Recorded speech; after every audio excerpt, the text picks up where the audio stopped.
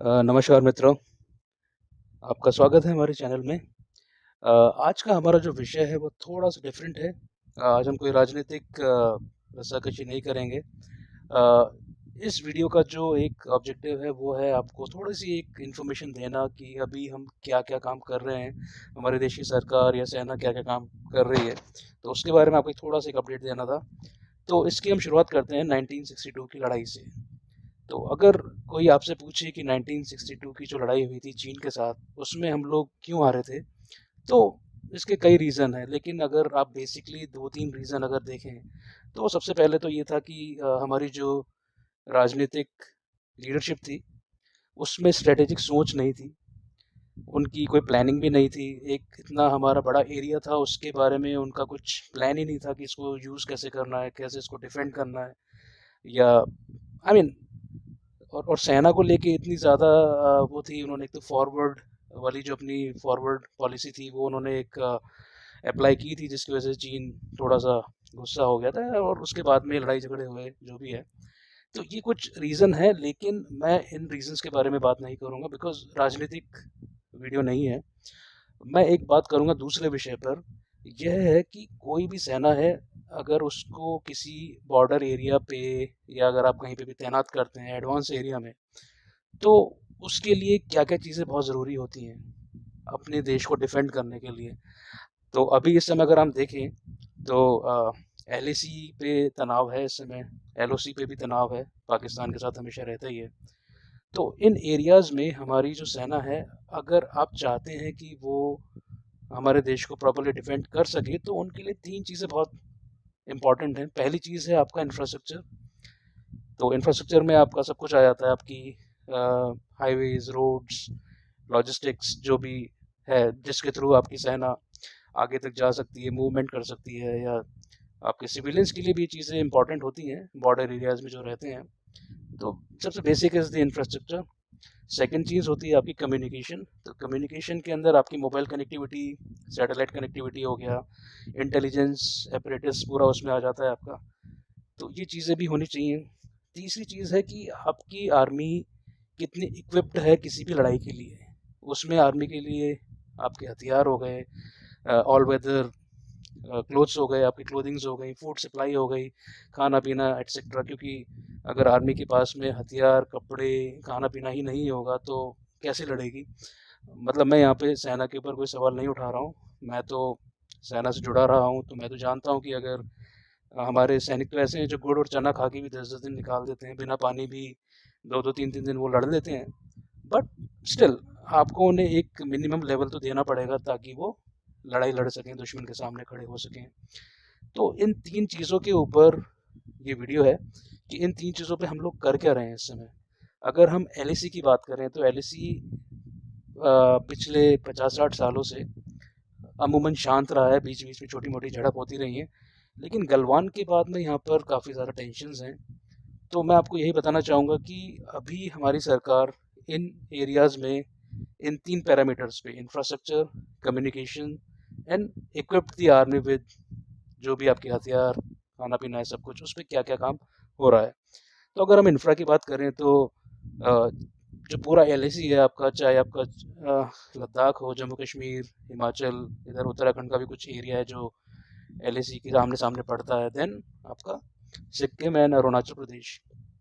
तो इन सब एरियाज़ में अगर आप देखेंगे, इन सब स्टेट्स में अगर आप देखेंगे, तो पिछले 5-7 साल के अंदर इंफ्रास्ट्रक्चर में को एक अच्छा खासा बूस्ट मिला है। चाहे आप रोड्स की बात करें, ब्रिजेस की बात करें, हेलीपैड्स हों, चाहे एडवांस लैंडिंग गियर हो, और इन इन सब का एकदम से आप देखेंगे तो डेवलपमेंट होना स्टार्ट हुआ है और काफ़ी सारे प्रोजेक्ट्स आपके ऑलरेडी डेवलप होकर डिलीवर भी हो चुके हैं। अगर हम एलएसी की बात करें लद्दाख में, तो वहाँ पर आप डीएसडीबीओ रोड है आपका, वो तैयार हो चुका है। असम की हम बात करें तो वहाँ पे ब्रह्मपुत्र के ऊपर और आसपास और भी नदियों के ऊपर काफ़ी सारे पुल बन चुके हैं और काफ़ी रोड्स की क्वालिटी में काफ़ी इम्प्रूवमेंट हुआ है। सेम चीज़ आप सिक्किम और अरुणाचल में देख सकते हैं, वहाँ पे भी आपके एडिशनल एयरपोर्ट्स बन रहे हैं, बन चुके हैं, रोड्स की क्वालिटी में इम्प्रूवमेंट हुआ है। तो जो इंफ्रा है वो आपका काफ़ी बेटर है इन एरियाज़ में पहले के मुकाबले। और इसके साथ साथ आपका जो कम्युनिकेशन की अगर हम बात करते हैं तो कम्युनिकेशन में भी एक काफ़ी ज़्यादा आपका इम्प्रूवमेंट आया है। अगर आप देखेंगे तो हमारे जितने भी एडवांस्ड एरियाज़ हैं वहाँ पर अगर आप देखेंगे तो जैसे जियो टेलीकॉम है, ठीक है, जियो है, प्राइवेट है, कोई बात नहीं है, बीएसएनएल भी है, दोनों मिलकर सर्विस दे रहे हैं। मेन बात ये है कि क्या आपके जवानों को कनेक्टिविटी मिल रही है, क्या आपके सिविलियंस को कनेक्टिविटी मिल रही है? तो मिल रही है।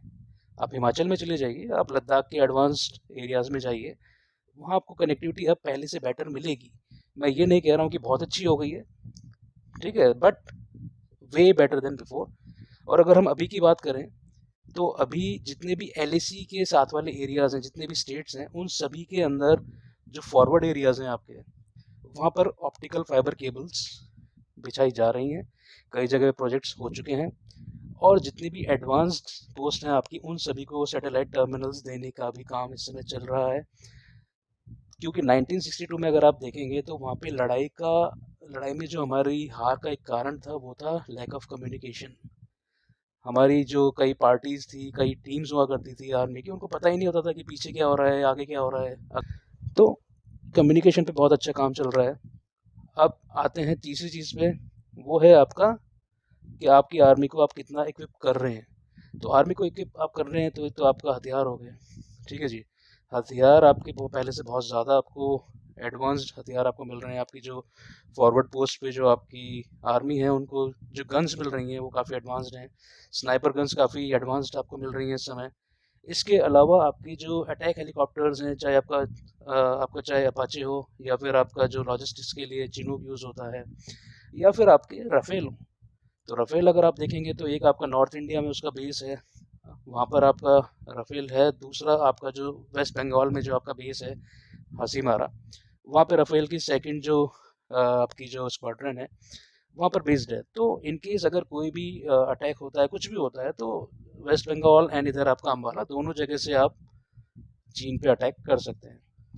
इसके अलावा जो एक मैं इंपॉर्टेंट चीज़ आपको बताना चाह रहा हूँ वो ये है कि एडवांस जो पोस्ट होती थी उन पे जाने के लिए रोड्स नहीं हुआ करती थी। अब चलो रोड बन गई हैं, but still there are many areas, अभी काफ़ी सारे ऐसे इलाके हैं जहाँ पर रोड्स अभी भी नहीं हैं और वो फिजिबल भी नहीं है। काफ़ी पहाड़ी इलाके हैं तो उन पे जाने के लिए या तो फिर खच्चर वगैरह यूज़ होते हैं या फिर सेना के जो जवान हैं पैदल जाते हैं। तो ऐसे जो फॉरवर्ड एरियाज़ हैं उनके लिए गवर्नमेंट ने अब क्या किया है, उन्होंने मिलिट्री इक्विपमेंट ले जाने के लिए या फिर जो जवानों का मोबिलाइजेशन है उसके लिए MI-17 और चिनूक हेलीकॉप्टर्स देने स्टार्ट कर दिए हैं। और ये डेडिकेटेड रहेंगे आपकी फॉरवर्ड पोस्ट के लिए, जो बिल्कुल आपकी जहाँ पे आई टू आई आप चाइनीज़ सेना को देख सकते हैं, वहाँ पर ये हेलीकॉप्टर्स आपकी मोबिलाइजेशन के काम में आ रहे हैं। ऑलरेडी काम हो चुका है, ऑलरेडी ये चीज़ दी जा चुकी है, डिप्लॉय करी जा चुकी है। इसके अलावा एक और इम्पॉर्टेंट चीज़ है जो अभी रिसेंटली लद्दाख के अंदर एक नया एयरबेस बनाना स्टार्ट कर दिया है गवर्नमेंट ने। एक नया एयरबेस अप्रूव भी हुआ है अभी। तो ये जो एयरबेस है, ये इसकी एग्जैक्ट लोकेशन तो हम आपको नहीं बताएंगे। और यह एयरबेस बनने की जब से घोषणा हुई है, चीन इस समय काफ़ी ज़्यादा अपने आप को नर्वस मान रहा है। रीज़न उसका यह है कि अभी इंडिया के पास में लद्दाख के अंदर दो एयरबेसेस हैं। एक आपका है लद्दाख एयरबेस, एक आपका थॉइजे एयरबेस है जो सियाचिन के साउथ में पड़ता है, ठीक है। अभी जो नया एयरबेस बनने वाला है यह आपके सियाचिन के ईस्ट साउथ ईस्ट में की तरफ पड़ेगा, थोड़ा सा ईस्टर्न थोड़ा ज़्यादा रहेगा। और इस एयरबेस के ऊपर गलवान है, और गलवान से थोड़ा आप ऊपर जाएंगे तो वहाँ पर एक और एयरबेस है इंडिया का, वो है आपका दौलत बेग ओल्डी। लेकिन दौलत बेग ओल्डी काफ़ी छोटा एयरबेस है, ये जो नया एयरबेस है ये काफ़ी बड़ा एयरबेस बन रहा है।